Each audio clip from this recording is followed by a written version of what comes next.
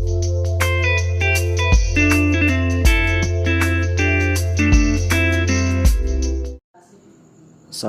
warahmatullahi wabarakatuh. Halo teman-teman semua.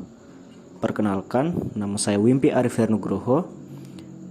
Pada podcast kali ini, saya akan menjelaskan mengenai peran literasi terhadap teori belajar humanisme.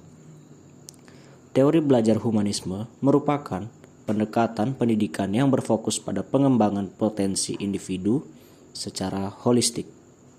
Pendekatan ini memandang bahwa pembelajaran tidak hanya bertujuan untuk mengembangkan kemampuan kognitif, tetapi juga emosional, sosial, dan spiritual.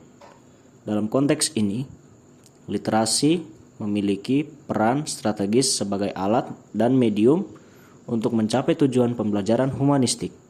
Berikut adalah penjelasan rinci tentang peran literasi dalam mendukung teori belajar humanisme. Yang pertama, membangun kesadaran diri atau self-awareness. Salah satu prinsip utama teori humanisme adalah pentingnya kesadaran diri dalam proses belajar. Literasi membantu individu mengakses berbagai sumber informasi yang dapat memperluas wawasan tentang dirinya sendiri dan lingkungannya. Melalui membaca, menulis, dan berdiskusi, peserta didik dapat merefleksikan pengalaman mereka, memahami nilai-nilai hidup, dan mengeksplorasi identitas mereka. Contoh, membaca buku, biografi, atau karya sastra memungkinkan peserta didik merenungkan pengalaman hidup mereka sendiri. Yang kedua, menulis jurnal harian membantu peserta didik merefleksikan perasaan, tujuan, dan pencapaian pribadi. Yang kedua, mendorong kemandirian belajar atau self-directed learning. Teori humanisme menekankan pentingnya pembelajaran yang dipimpin oleh motivasi internal. Literasi memungkinkan peserta didik untuk belajar secara mandiri melalui akses ke berbagai jenis teks, media, dan sumber daya digital. Dengan kemampuan literasi yang baik, peserta didik dapat mencari informasi yang relevan dengan minat dan kebutuhan mereka serta mengolahnya secara kritis. Contoh yang pertama, literasi digital memungkinkan peserta didik untuk mencari artikel video atau kursus daring yang mendukung minat mereka. Contoh yang kedua, literasi informasi membantu peserta didik menilai kredibilitas dan relevansi sumber informasi. Yang ketiga, mengembangkan empati dan keterampilan sosial. Teori humanisme menekankan pentingnya hubungan interpersonal dan empati dalam proses pembelajaran.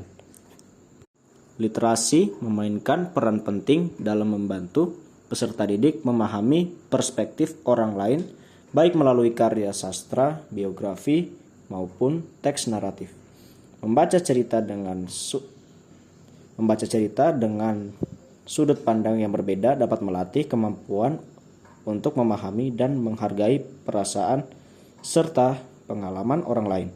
Contoh, membaca novel atau cerita dari berbagai budaya membantu peserta didik memahami keragaman manusia.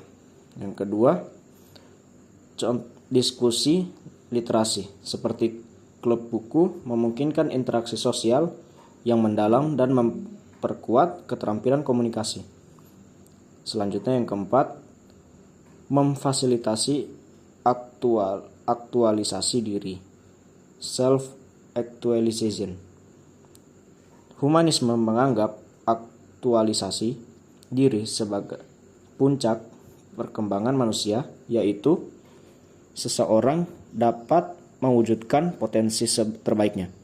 Literasi membuka akses terhadap pengetahuan dan ide-ide yang dapat menginspirasi peserta didik untuk mengejar mimpi mereka. Melalui literasi, individu dapat menemukan gairah dan tujuan hidup yang sesuai dengan potensi unik mereka.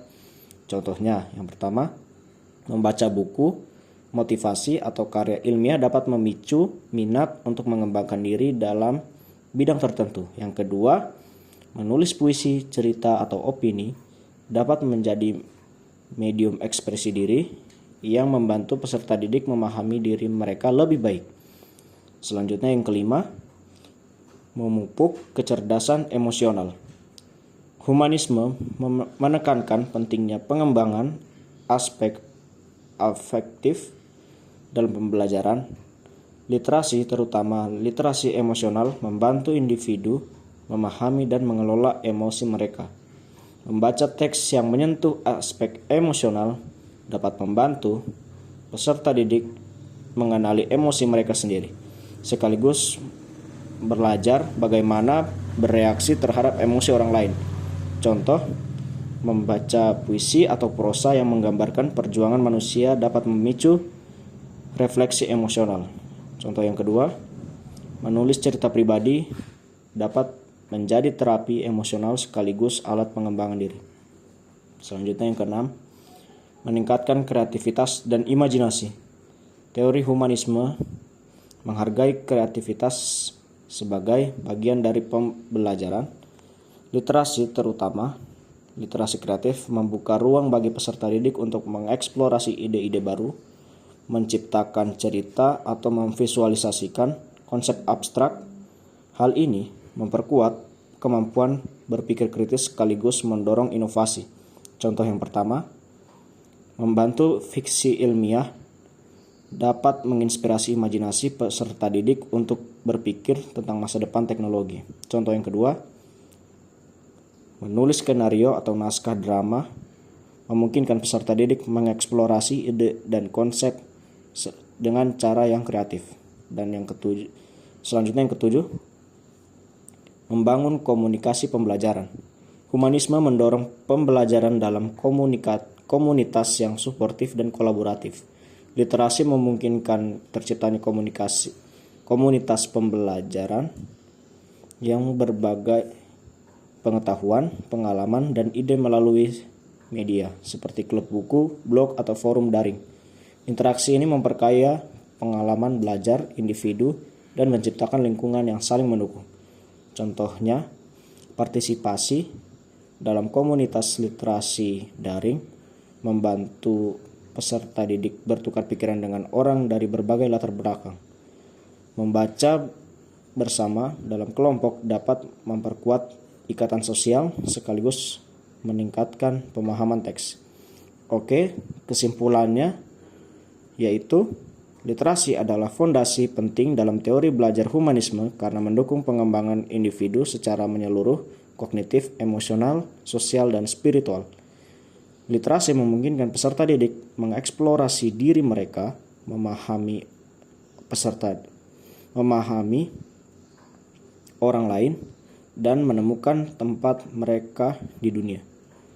Dengan literasi yang baik, pembelajaran menjadi lebih bermakna dan relevan, sejalan dengan prinsip-prinsip humanisme yang menempatkan manusia sebagai pusat dari seluruh proses pendidikan. Oke teman-teman, mungkin podcast ini cukup sampai di sini. Kalau ada salah kata, saya mohon maaf. Semoga apa yang dapat saya jelaskan ini dapat bermanfaat untuk teman-teman semua. Oke, wabillahi taufiq walhidayah. Wassalamualaikum warahmatullahi wabarakatuh.